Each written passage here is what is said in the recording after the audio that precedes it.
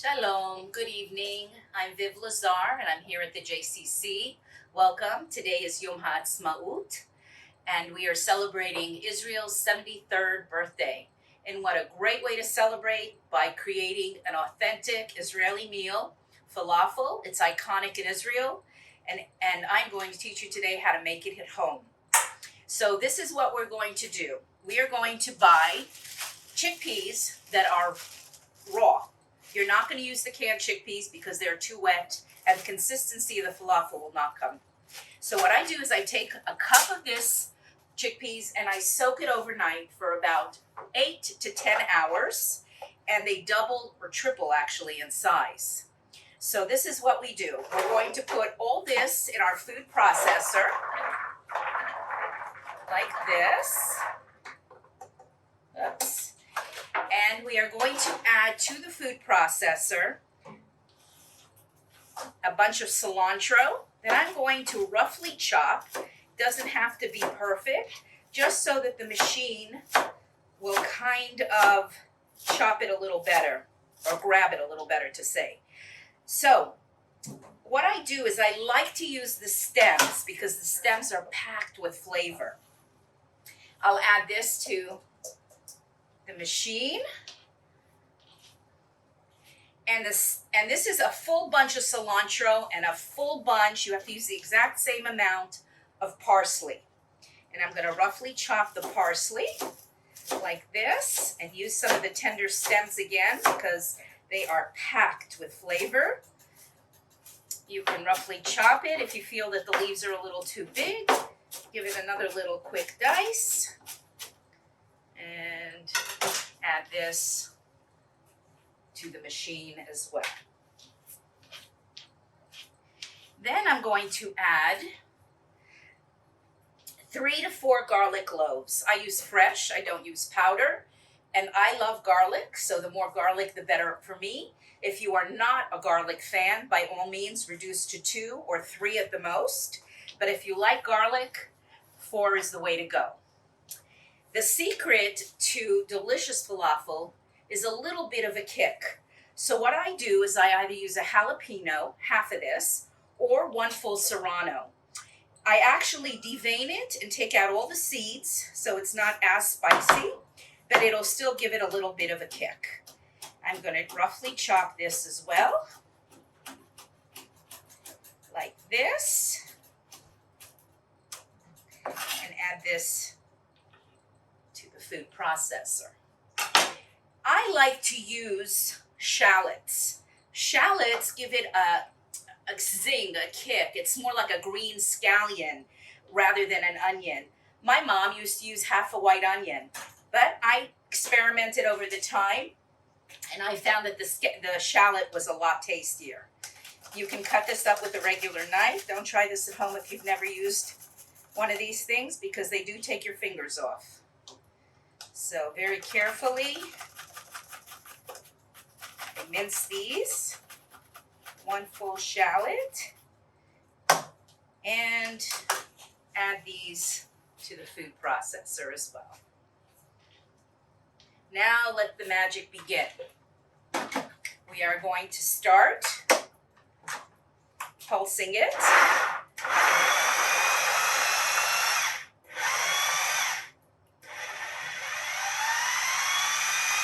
And I like to get in there and kind of move the mixture around a little so that it all gets incorporated, just like this.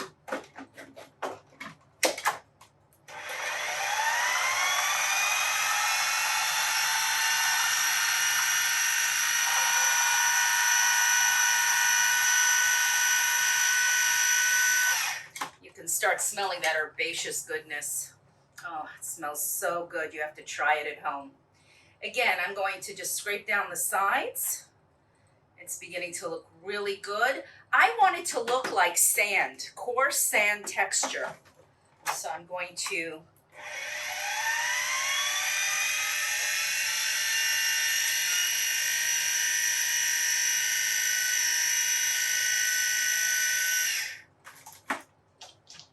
give it another little scraping.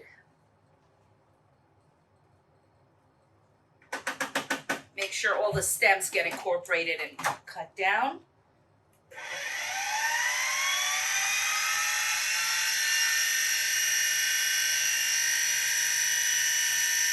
And that's it. So now we're going to take it out of here.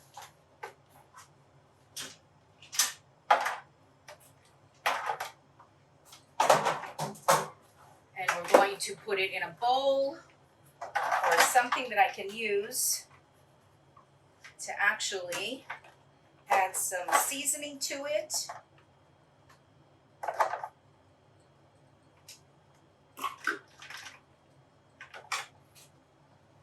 Okay, get all that out. So, funny story, falafel was discovered or originated in Egypt, but the Egyptians, interestingly enough, don't use chickpeas, they use fava beans. So Israel has this funny thing that they say, that it was discovered in Egypt, but Israel perfected it. So that's a little funny thing that is always said. Okay, so now we've got our mixture, and it's all out of here, and we're going to add our seasoning. We're going to use a full tablespoon of cumin. Cumin gives it that earthy, nutty flavor, so we're going to put 1 heaping teaspoon, and we're also going to use my favorite, cardamom. It's amazing. I'm going to use another heaping teaspoonful of cardamom. I'm going to use half a teaspoon of salt. And then I'm also going to use fresh ground pepper. I'm going to use about 1/4 of a teaspoon because you really don't want a lot more because you already have that jalapeno pepper in it. And ground pepper, freshly ground pepper is the way to go. A little bit of that. To this, I'm going to add 2 heaping teaspoons of chickpea flour. Chickpea flour helps it puff during frying and crisp on the outside, keep it tender. And I'm also going to use a half a teaspoon of baking soda. Now the baking soda, you want to make sure you don't put a lot of it in because it will alter the taste. So here is the chickpea flour. If you cannot find chickpea flour, white flour will do the trick as well. Chickpea is preferred. And then I'm going to use half a teaspoon of baking soda. And I'm going to give it a good mix. Try to keep it in the bowl. Give it a nice good mix.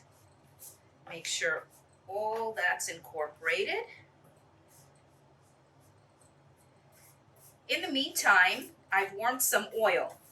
Now I know a lot of you are saying, does it have to be fried? So falafel traditionally is deep fried because they want to make it crunchy on the outside and soft and moist on the inside.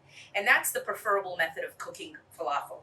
But if you're a little more health conscious and you want to use a little bit of oil, you can pan fry them in a little shallow deep, but you'll have to keep rotating them and making sure they're brown on both sides. You can also put them in the oven on 425 degrees. You have to spray the pan you're putting them in with olive oil or lightly coat it with olive oil and then put the patties on there and lightly olive oil the top of the falafel. Throw it in an oven for 425 degrees for about 25 minutes. In the middle of cooking, rotate them until they're perfectly brown on the outside.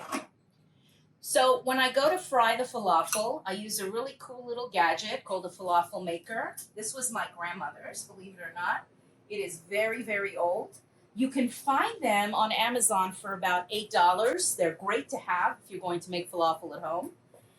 And it just drops the falafel right in the oil. Make sure your oil's about 350 degrees. You don't want it any more than that so it doesn't burn. You want it to crisp the outside and actually stay soft and moist on the inside. And we're going to cook about 3 of them at a time.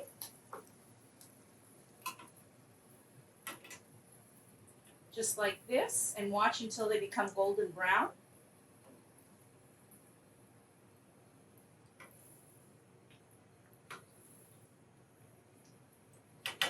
Turning them a little bit so that they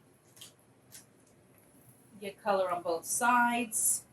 I like to put about 4 to 5 in at a time so it doesn't lower the oil's heat, because then it takes longer for them to fry. And I'm going to take that plate over there. Thank you. And as soon as they are ready,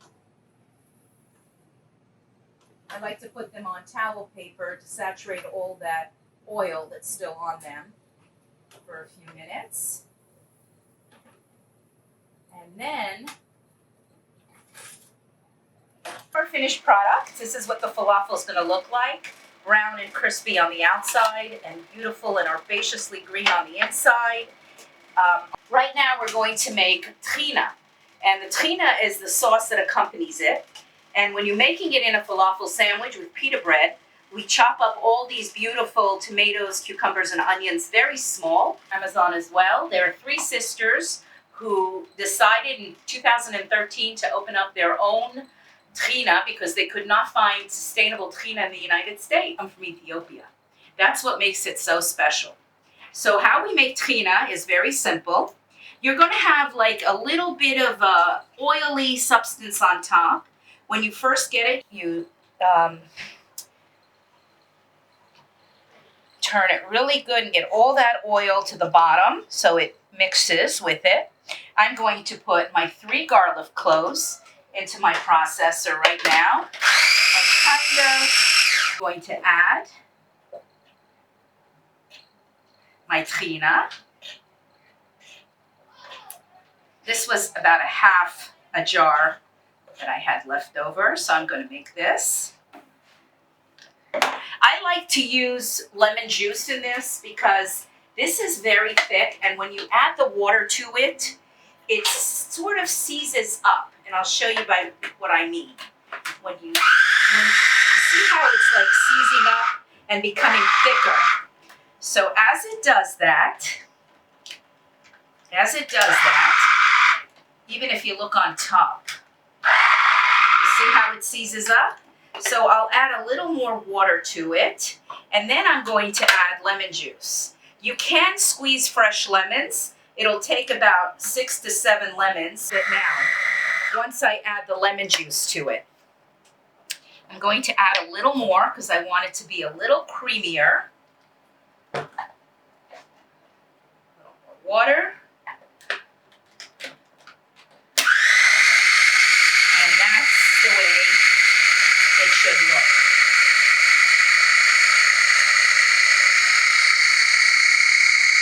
I'm going to give it a little stir to make sure all the and just lay it right on top. Incorporate all of this.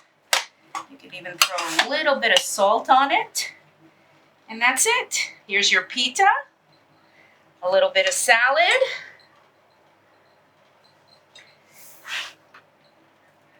2 nice falafel balls. And a little bit of trina on top. And we have a volunteer here to taste. So I'm going to hand it over to her. Rachel? Thank you, Viv. Oh my goodness. Well, I have to say that I am so excited for this because when I first got to York, Viv and I made this in our house using the grinder. It's so nice to see how quick and easy the process is. And I'm telling you, once you make your falafel Viv's way, and by doing it with all these fresh ingredients, you will be so spoiled that you won't want to have falafel in any other way. So you won't find this at the Jewish Food Festival this year. You'll find lots of other treats like brisket sandwiches and noodle kugel, which Viv helped make this year, and lots of other sweet treats, but you can get those. I'm gonna taste this. I'm gonna pull down my mask so I don't get it all over myself. Hopefully I won't make a total mess. Oh my goodness.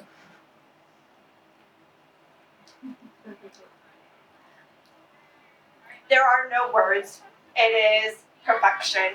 So thank you for coming in, for doing this, for taking us through your process.